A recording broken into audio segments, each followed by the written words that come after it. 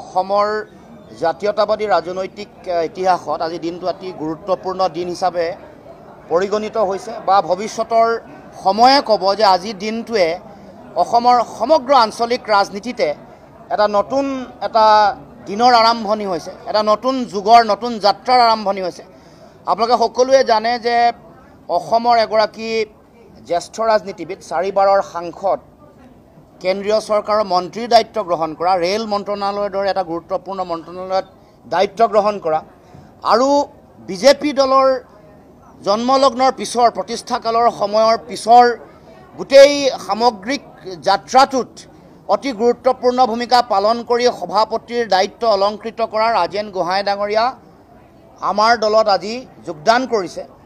মূল লক্ষ্য এটাই, অসমৰ মানুহৰ সংকট নাইকিয়া কৰিব লাগে।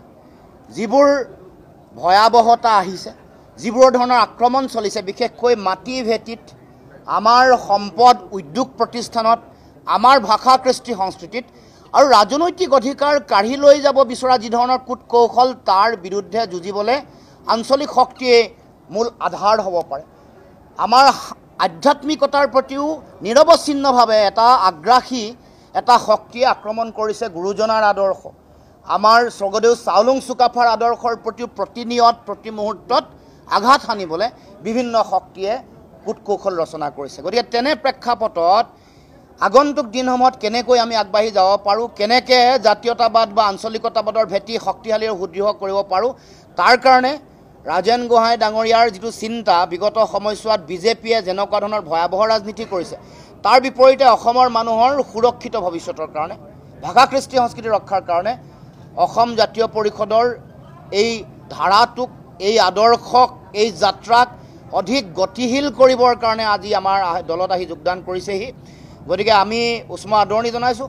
আশা ৰাখিছোঁ অহা 26ৰ নিৰ্বাচনত এই ধাৰাৰ যিটো আৰম্ভণি শক্তিশালী ৰূপত প্ৰতিফলিত হ'ব আৰু এই আৰম্ভণি, আজিৰ পৰা খেল আৰম্ভ হৈছে, আজিৰ পৰা যাত্ৰা আৰম্ভ হৈছে আৰু ইয়াৰ যিটো আজি সৃষ্টি হোৱা যিটো ভূমিকম্পৰ অভিকেন্দ্ৰ আজি, ই পৰৱৰ্তী দিনসমূহত অসমৰ বিভিন্ন প্ৰান্তত ইয়াৰ যিটো প্ৰভাৱ সকলোৱে আপোনালোকে দেখিবলৈ পাব, প্ৰাবল্যতা দেখিবলৈ পাব, প্ৰভাৱ দেখিবলৈ পাব। গতিকে মই দলৰ পবিত্ৰ মজিয়ালে ৰাজেন গোহাঁই ডাঙৰীয়া, তেখেতৰ লগত অহা কেইবাগৰাকীও নেতা, ৰাজকুমাৰ চেতিয়া, ডক্টৰ সিদ্ধাৰ্থ শৰ্মা, জলিল আহমেদকে প্ৰমুখ কৰি সকলো নেতা কৰ্মকৰ্তা, বিভিন্ন বিষয়ববীয়া কৰ্মকৰ্তাক দলৰ পবিত্ৰ মজিয়ালে উষ্ম আদৰণি জনাইছোঁ।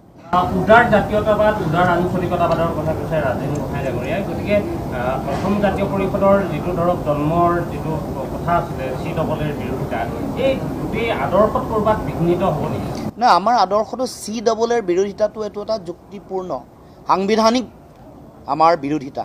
আৰু জন্মলগ্নৰ সময়ত আপোনালোকে দলৰ সভাপতিৰ ভাষণ চাব, আমি ইনক্লুচিভ জাতীয়তাবাদৰ কথা কৈছোঁ, য'ত সংকীৰ্ণতা নাই, বিশালতা আছে। ভূপেন হাজৰিকাই কোৱা, আমাৰ মহাপুৰুষ শ্ৰীমন্ত শংকৰদেৱে কোৱা যিটো আদৰ্শ, সেই আদৰ্শৰ আধাৰতহে অসমীয়া জাতীয়তাবাদ গঢ় লৈ উঠিছে। সেইকাৰণে শংকৰদেৱে পাহাৰৰ এগৰাকী মানুহ, মুছলমানৰ চান খাই, নগাৰ নৰোত্তম সকলোকে লৈ এখন সমাজ গঢ়িছিল। গতিকে সেইখন সমাজতে অসমীয়া জাতীয়তাবাদৰ বৰ ভেটি নিৰ্মাণ হৈছে। গতিকে আমি সেই গাৰোসকলৰ গোবিন্দক লৈছিলে, গতিকে সেই আদৰ্শ আমি জীয়াই ৰাখিছোঁ। স্বৰ্গদেউ চাওলুং চুকাফা আৰু মহাপুৰুষ শ্ৰীমন্ত শংকৰদেৱক বাদ দি অসমীয়া জাতীয়তাবাদৰ বৰ ভেটি নিৰ্মাণ হ'ব নোৱাৰে।